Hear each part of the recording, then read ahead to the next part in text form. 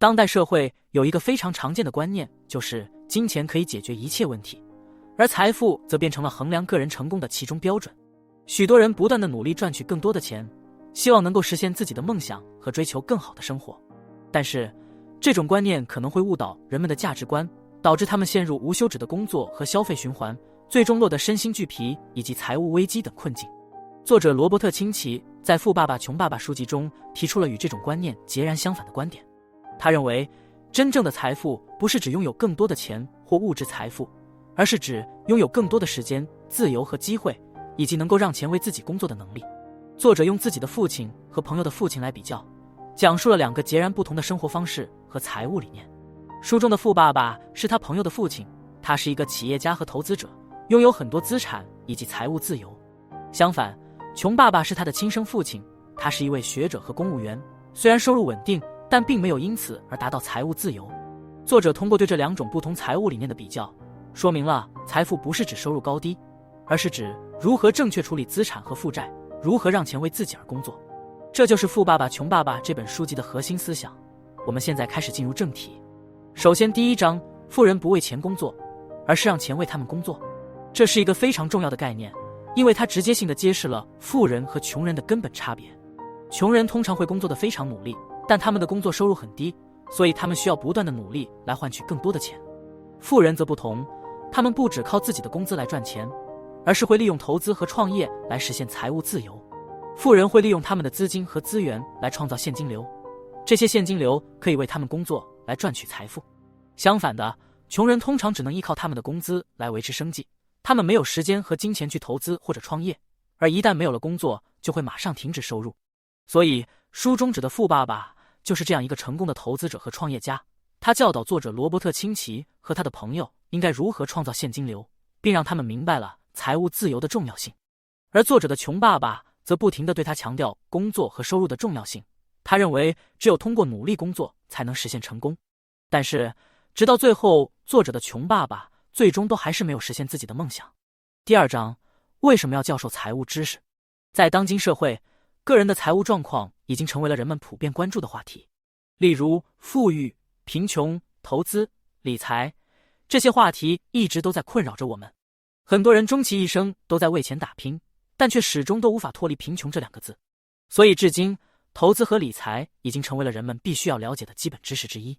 但可悲的是，现今的教育系统并没有为学生们提供足够的财务知识，而这些知识却对于个人的经济状况非常重要。教育系统更多的只注重在学生们的学术成绩，而并没有重视他们的财务教育。这导致很多人在走出校门后，对于如何理财和投资完全毫无头绪，终其一生只能被金融机构和财务顾问所利用，而最终落入到贫困的境地。另外，教育系统所传授的知识，很大程度上都只是为了让学生们能够成为雇员而准备的。简单来说，就是让你成为一名所谓的好员工。但是仅仅依靠工资收入来维持生活的这种模式，已经无法满足现代人对于富裕以及成功的追求。所以，理财和投资则成为了实现个人财务自由的必经之路。而教授财务知识可以帮助人们更好地了解经济和金融运作的规律，从而更好地把握机会，实现个人财富的增长。只有掌握了这些学校没教的财务知识，才能让你更加自信地面对未来的挑战，并且更加理智地处理个人财务问题。第三章，关注自己的事业。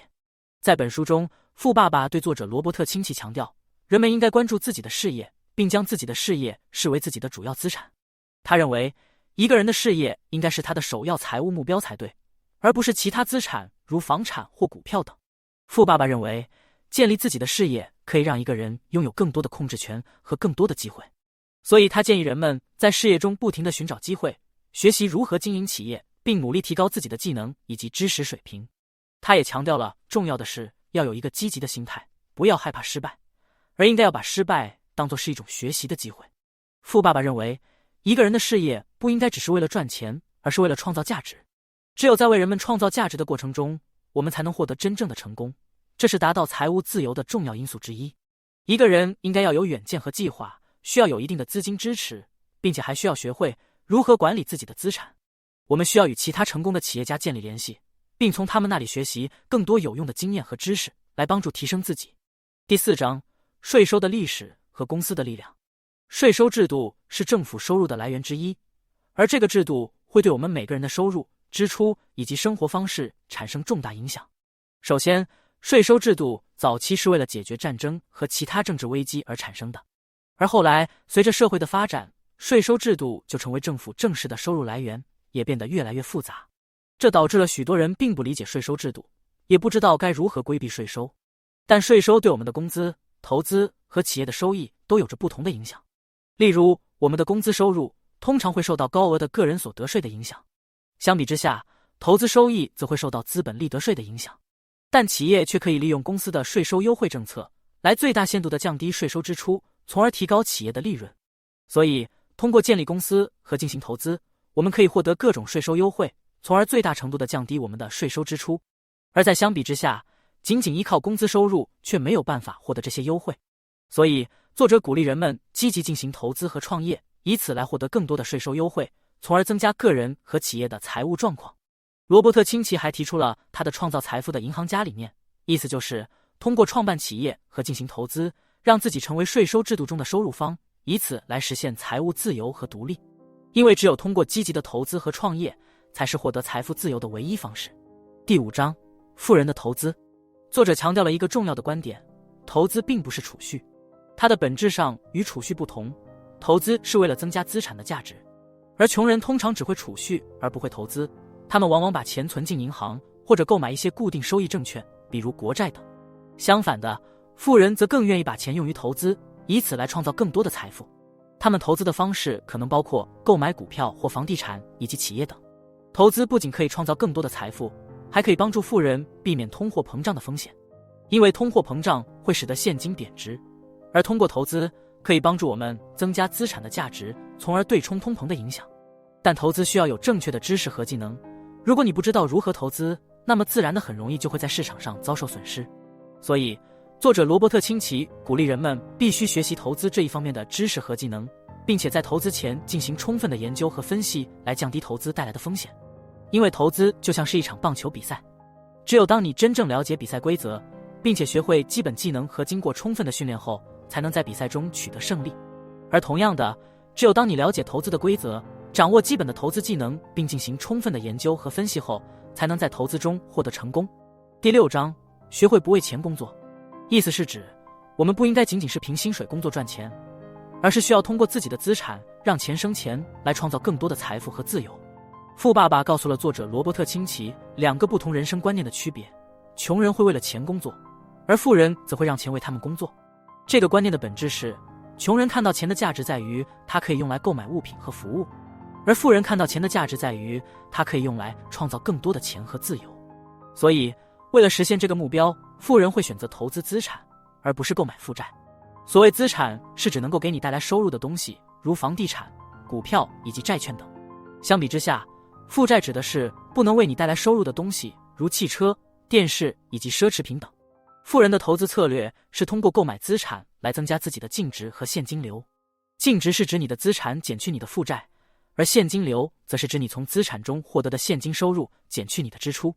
所以，富人的目标是增加他们的净值和现金流，而不是花钱购买更多的消费品换来更多的负债。简单来说，会从你口袋中掏走钱的东西都叫做负债，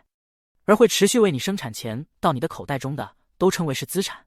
除此之外，富人也认识到不同的资产类别有不同的风险和回报，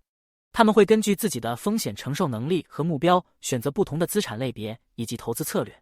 例如，他们可能会选择投资在房地产中，因为这是一种稳定的资产类别，可以提供租金收入和长期的资本增值。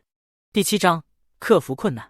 很多人在面对困难和逆境时都会感到失落和无助，但这是人类智慧的弱点之一，因为我们都是习惯性的试图避免痛苦和不适。而作者罗伯特·清崎认为，这种避免痛苦的思维模式会使我们失去很多机会和可能性。在面对挑战和困难时，我们需要改变自己的思维模式，从避免痛苦的模式转换成寻找解决问题的模式。比如，当作者的穷爸爸遇到问题时，通常只会下意识地进行逃避，觉得自己不可能做到；而当富爸爸在遇到问题时，想的却是我应该如何才能做到。这就是2种不同思维模式带来的不同结果，一个是陈述句，一个是疑问句。所以我们必须改变我们的行为和思考方式，让自己变得更加勇敢和坚定。而作者在他自己的职业生涯中也经历了很多的挫折和失败，但他总是保持乐观和积极的态度，并从每个挫折中吸取教训，不断学习和进步，最终才成功实现了自己的目标。第8章，开始行动。行动就是成为成功投资者的关键所在。学习如何投资的知识只是成功的一部分，而实际行动才是实现财务自由的关键。作者罗伯特清崎提到了3个阻止人们开始行动的障碍，分别是恐惧、无知和懒惰。为了帮助大家克服这些障碍，罗伯特清崎提出了一些实用的建议。第一个建议是制定具体的投资目标。制定目标可以激励人们去行动，并开始将目标转化为现实。首先，我们需要先确定具体的理由和目的。如果你只是为了赚钱，那你的目标并不够具体。你需要明确自己想要的是什么，好比如实现财务自由、过着什么样的生活，或者是为家人提供更好的生活等等。接下来，你需要将目标写下来，并制作一个目标海报，这样可以让你更清晰地看到目标，从而更容易实现它。制作一个目标海报可以让你每天都看到目标，这样可以不断地激励自己向目标迈进。再来，我们需要将目标分解为具体的步骤。比如，如果你的目标是财务自由，那么你就需要将其进行分解。好比说，你需要通过投资才能达到财务自由，而需要通过学习才能够进行投资。最后是需要先找到一个有经验和有成绩的对象，才能进行学习，以此类推。将目标分解为小的以及可行的步骤，可以让你更容易地达成目标，同时也可以让你更容易地跟踪自己的进度。最后是设定一个具体的时间表。你需要根据目标的复杂程度和实现难度，设定一个具体的时间表，以保证自己在合理的时间内完成目标。如果目标较为简单，好比说储蓄一定金额的钱，可能只需要设定一个较短的时间表，比如3个月或者6个月。而如果目标比较复杂，好比说投资房地产或者创业，可能需要设定一个较长的时间表，比如3年或者5年。当然的，具体的时间表需要根据自己的实际情况来设定。第2个建议是学会分析投资机会。我们必须学会基本的投资分析技巧，如了解市场趋势、分析公司基本面等等。我们需要保持冷静和理性，不要受到市场波动和情绪的影响。第3个建议是建立投资组合。作者罗伯特清崎强调，分散投资可以降低风险，并且提高投资回报率。常见的投资工具和资产种类如：一、股票。股票是投资者最熟悉的工具之一。通过购买股票，投资者可以成为一家公司的股东，并分享公司的收益。不同的股票都有着不同的风险和回报率。2、债券。债券是一种固定收益投资工具，投资者向发行方借款并获得一定的利息。债券的风险相对较低，但回报率同样的也较低。3、不动产。不动产是指房地产和土地等固定资产，投资者可以通过购买房产以及土地等来获取租金收益和资产升值的回报。4、商品。包括金属、农产品、能源等商品，投资者可以通过购买期货等工具参与商品市场，赚取商品价格的差价收益。5、货币市场基金。货币市场基金是一种低风险、低回报率的投资工具，它们的投资组合主要是国库券和其他高信用评级的短期债券。第9章，还想要更多吗？这里有一些要做的事情。作者罗伯特清崎分享了他的成功经验，并且提供了一些实际的行动步骤来帮助那些真正想要开始的人。他强调了思考和行动之间的平衡，并鼓励我们停下手头上的事，评估自己正在做的事情中什么是有效的，什么是无效的。我们应该要意识到寻找新思想方面的重要性，以及寻找做过你想做的事情的人，并向他们请教的价值。或者也可以通过参加辅导班来提升自己。作者认为，这些步骤本身不只是一种思想，而是一种行动，可以帮助我们获得更多的成功和财富。同时，我们还需要注意避免盲目从众，必须要有自己的思考和判断能力。要想取得成功和财富，人们需要具备积极的思维和行动力，并且要持续的学习和创新，不断尝试新的方法和策略。而大部分人并不采取行动，也不去应用所学到的任何新的模式。作者的邻居就曾经对他说过，他的想法是不可能实现的，但作者没有听他的，因为他的邻居根本从来就没有尝试过。所以，我们应该找一个做过你想做的事情的人，请他和你一块共进午餐，向他请教一些诀窍和一些做生意的技巧。罗伯特清崎表明，寻找生意、企业、人才和投资机会的方法和策略就和约会一样，需要我们主动的去市场上交谈、谈判、拒绝或者接受。而成功的交易必须具备2个条件，那就是廉价和变化。其实，市场上存在着许多廉价的交易，但只有存在变化时，才能使廉价交易变成有利可图的机会。另外，成功的秘诀在于行动，而不仅仅是想想而已。作者还提到一个观点，当我们在购物时，应该关注的是品质和实用性，而不是仅仅追求折扣。同样的道理，如果想在股票市场上获得成功，我们就应该关注股票的本质价值，而不是仅仅关注价格的波动。以上这些只是作者罗伯特清崎过去曾经做过的事情中的一小部分，而且他还将会继续做下去。他还强调了最重要的是做过和去做。在全书里，作者曾多次重复说过，在你获得财务回报以前，你就必须采取任何行动。那么现在就行动吧，别再让种种原因阻止你前往财富自由的脚步。只有通过行动，才能够改变眼前的一切。希望大家能够在本期视频中了解到罗伯特清崎在这本《富爸爸穷爸爸》的书籍中想要表达的一切，并且学习到一些新的知识点，以及有了一些新的领悟。如果你也曾经受过这本书的启发，而学会如何管理自己的财务状况，并且达到了财务自由，或者对金钱有了更深入的认识，欢迎你在下方的评论区留言与我们分享你对这本书籍的看法，或者是自身的成功案例，我会尽量在第一时间回复。而如果你也想通过投资股票或房地产来增加自己的净资产和现金流，那么在你开始之前，这期视频将会是你需要观看的。无论你是新手还是老手，这些视频都能够帮助你温故知新，避免犯下一般人会犯的常见错误。最后别忘了点赞和分享，您的鼓励对于我来说就是呈现更好作品的最大动力。我会持续为大家提供更多的优质内容，并且期待在财富自由的路上与你相遇。我们下个视频见。